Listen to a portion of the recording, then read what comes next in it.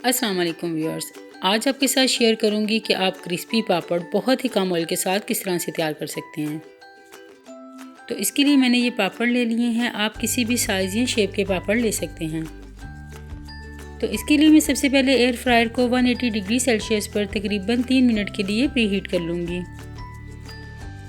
वैसे तो इसे प्री हीट करना ज़रूरी नहीं, लेकिन ऐसा करने से आपके पापड़ बहुत जल्दी तैयार हो जाएंगे। अब इसकी बकेट को बाहर निकालें और इसे बहुत कम ऑयल के साथ ग्रीस कर लें।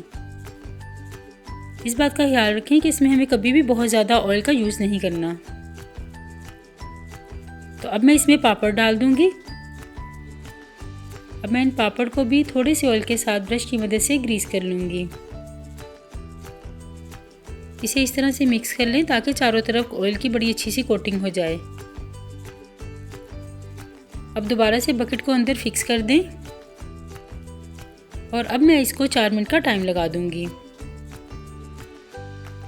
तकरीबन 3 मिनट के बाद मैं इसको चेक करूंगी। इसे इस तरह से मिक्स कर लें और दोबारा से इसको फिक्स करके तकरीबन 1 मिनट के लिए कुक कर लूँगी। आपके पापड़ में टाइम 1 मिनट ज़्यादा या कम भी लग सकता है, क्योंकि ये डिपेंड करता है कि आपने कितनी क्वांटिटी के पापड़ इसके अंदर यूज़ किए हैं। और ये बहुत ही ज़बरदस्त और क्रिस्पी पापड़ हमारे तैयार हैं। तो अब मैं इसको डिश आउट कर लूँगी। अब इसकी साउंड से ही आइडिया लगा सकते हैं कि ये किस कदर क्रिस्पी तैयार हुए हैं।